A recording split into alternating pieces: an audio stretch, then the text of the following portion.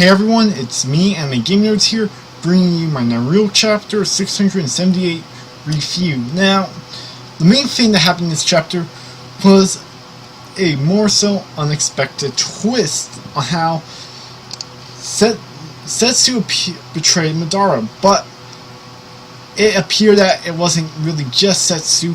It appeared he is being possessed by Kaguya, or like however you pronounce the name, which you guys know, she's a Sage of the Six Paths mother. And this is definitely like, it's like even on some weird shit when you think about it. Currently, Setsu is possessing Obito, and now Setsu's being possessed by Kaguya. This is like some Inception level shit right here, people. Just goddamn.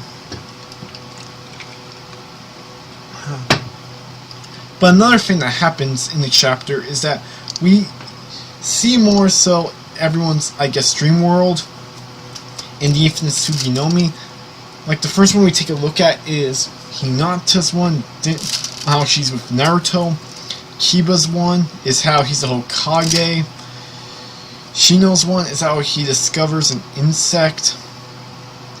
Choji's one he has like a hot girl right next to him and he's just eating a bunch of food.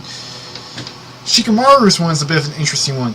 We see that of course, like, I'm not surprised that in his world Asuma is still alive, and he even looks like he's with Tamari, like he just showing the fact that he does have feelings for her.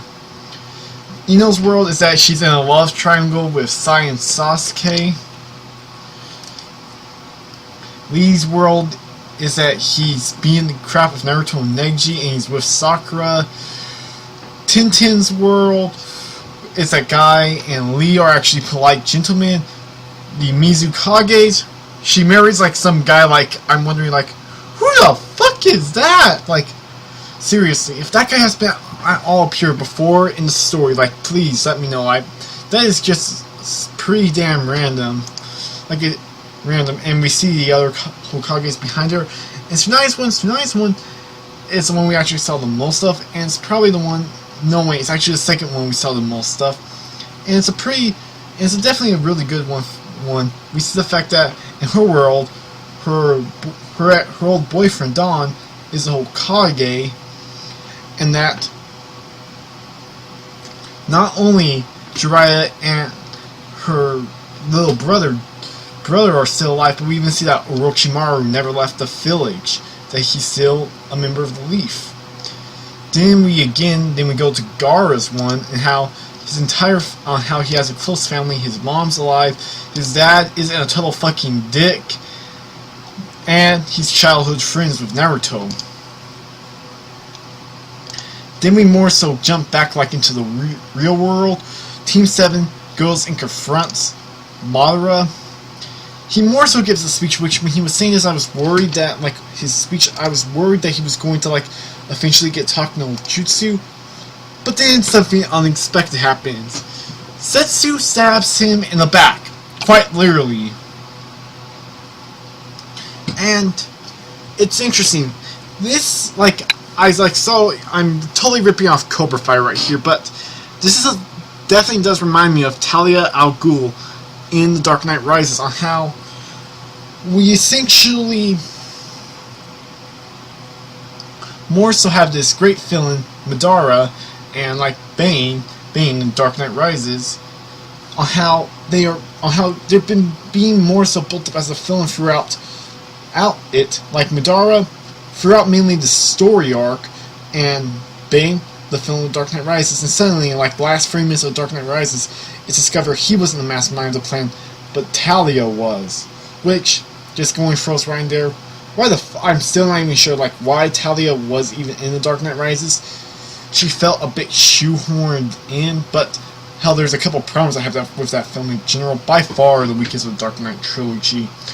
But yeah, back on track. Basically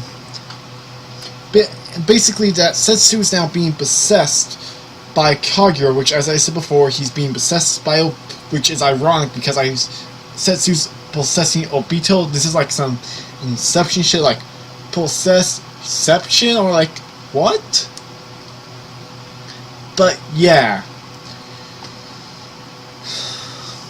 Yeah, and this is definitely interesting on how it's definitely looking like Madara won't be the final villain, but Kaguya will.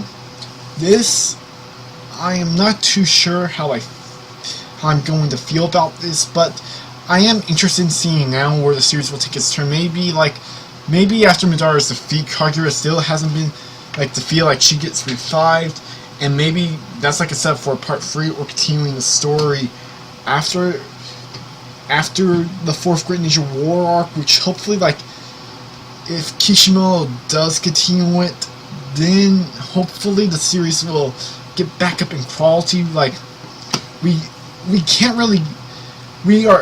can still become worse. It could become say the Grandmaster games in Fairy Tail, which I would say is by far worse arc than the 4th Great Ninja War arc, because at least the 4th Great Ninja War arc never resulted in me dropping the goddamn series. Yeah. And I am definitely interested in seeing this way it goes. It does seem like it is a bit of a bad way to take out Madara, assuming he gets defeated, because he said he's been the mastermind behind half the shit that went half the shit in the series, and he just gets tossed out like this. Especially after a couple chapters ago, he's like, Obito, I planned this all from the beginning. Every single little detail about everything. So yeah, basically de-icing shit. And this is I am, as I said before, interested in seeing where this is going to go. And another thing I want to point out is that I've been wanting to make this video for a couple months now, but I'll try and get to it by the weekend, on how I feel Madara Uchiha is right when it comes to achieving world peace. I've been wanting to make this video for a while, this little discussion. So yeah. Anyways, yeah, this has been my review for Naruto chapter 646. What did you guys think of the chapter? Did you love it? Did you hate it? Were you somewhere in the middle? If you guys like this video, leave it a like. If you dislike it, leave it a dislike. And yeah, I'm a gamer, signing out. Peace.